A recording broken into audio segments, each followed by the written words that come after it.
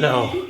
No. Just Hi everyone, Anthony Outano here, the internet's busiest music nerd, and it's time for a review of the new Young Fathers album, White Men Are Black Men Too. Young Fathers, one of the most standout Scottish musical acts to come out in the past several years. Some of their earliest music, the music they really started to catch buzz on, featured blends of hip-hop, pop, soul music, sort of filtered through a lo-fi lens. Occasionally these songs would be backed by African rhythms or like some rap verses or maybe some really great vocal harmonies. Off of their debut tape, Young Fathers caught the ears of Anti-Con Records, where they ended up signing with them, releasing Tape 2, the sequel to Tape 1, where they pretty much had the same sound but delivered a series of just as quality songs as what was on the first tape. And after Tape 2, they would eventually release what I kind of see as their big commercial debut.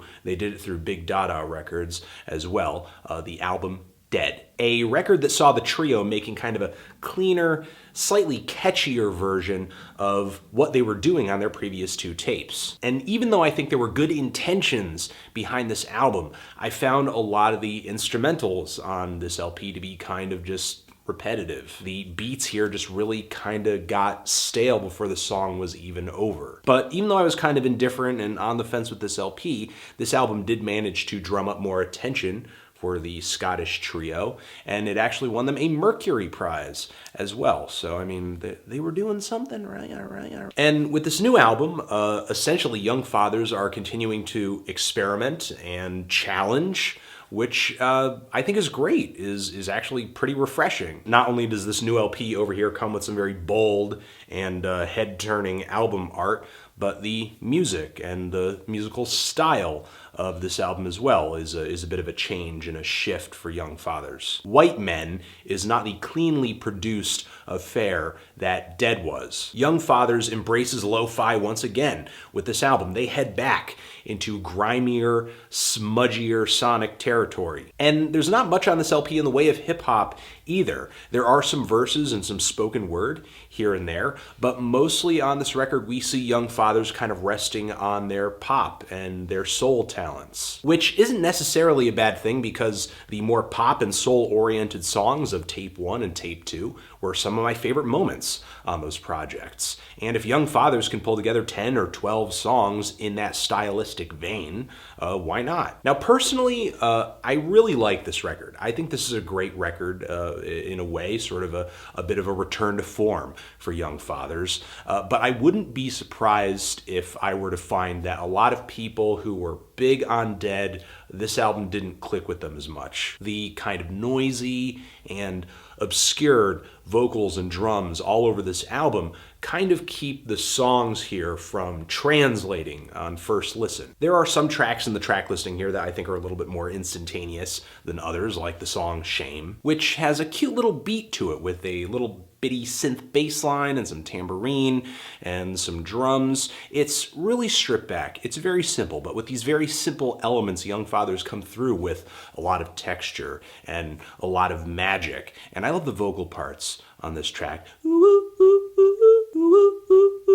And the way the song carries along, it's not so much like a clean-cut verse, chorus, verse type track, but more of a continued groove that I get kind of charmed by and lost in the longer it continues. And the song 27, which has some of the best singing and one of the best vocal melodies on the entire LP here, even though there's a lot of dirt on the instrumentation with this LP, with the piano phrase and the layered vocals on this track, there's just a lot of joy and just a lot of hope in this song. And the song Rain or Shine as well, which features some driving drum and bass, as well as some just kind of non-stop, eerie, creepy, but also sort of quirky organ chords. There's some spoken word in this track as well, and it's another song here that features kind of a linear structure. The song either kind of changes parts suddenly, or it just continually builds tension on a single idea that it just continues to repeat. And it's because of tracks like this that I think instantly charm, that if you repeat this album another time, the other songs will kind of grow on you, like they did with me. Like with the song Get Started, which is the closing track here, one of the most climactic tracks on the LP, really fitting for a closer. And this song features just more sound and instrumentation than any other track here, at least from what I can hear. And all the sounds are just smudging and bleeding into one another to create this wall of very rich, triumphant, but also kind of dreamy instrumentation. The song Nest kind of feels like, with this really awesome piano lead, like Young Father's take on old school soul or Motown music. And with Sirens, we kind of get this lyrical look at police, violence, as well as God. And instrumentally on this track, while it is as simple as a lot of the other songs here, the very few elements that do work their way into this track are wonderful, especially the layers of strings on this song, which are gorgeous. Typically, you don't expect such refined instrumentation to be going into such a lo-fi album, but don't let this album's kind of grimy aesthetic throw you off, because there is some really beautiful stuff going on beyond the noise and the muck. And with the song Old Rock and Roll, we kind of have a theme of things not being what they seem. And with the lyrics here, Young Fathers not only make reference to the album title, but they kind of blur racial lines as well. This is one of the few moments on this LP that isn't just a ballad either. They kind of flirt with hip-hop with some spoken word and some verses on this track, but it's just really a hard-hitting, booming beat here.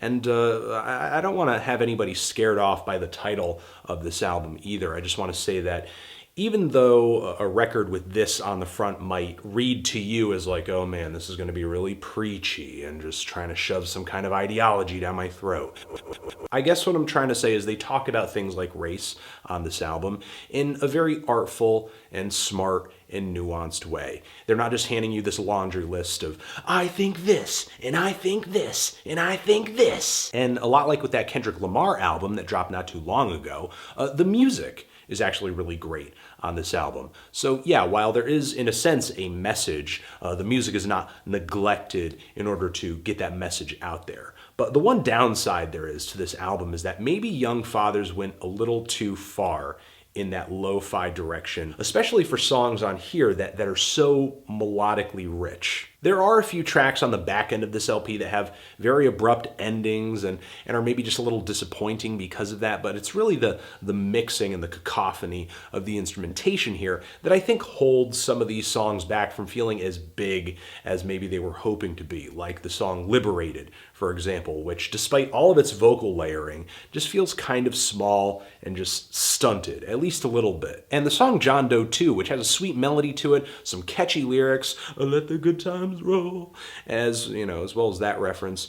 With the right instrumentation, this track really could have been one of the hardest rocking songs on the entire LP, but instead it just remains kind of mild instrumentally and just kind of hangs in the yellow. And I do really like the tune though. However, I just kind of see this as another moment on this album where Young Fathers are taking pop music themes and ideas and doing some weird and some subversive things with it. Kind of in the same way that you might have a guy like Ariel Pink or a band like Women. And Young Fathers is another act on this album who just are making pop music, but they're kind of intentionally throwing a wrench in the works. And that may be with an abrupt ending, or with kind of an obscured or hidden chorus, or with just the general lo-fi recording of this entire album. And even though it may take away from a few tracks, I think the kind of fuzzy, tattered production of this album adds more character than it takes away. I think White Men or Black Men 2 is essentially a really nice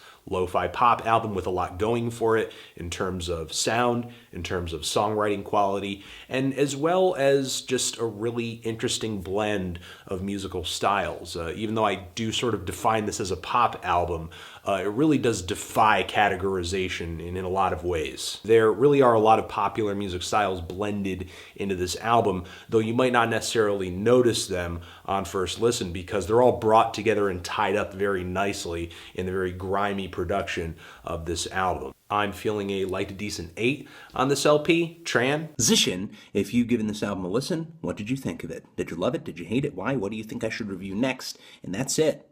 Anthony Fantano, Young Fathers, forever.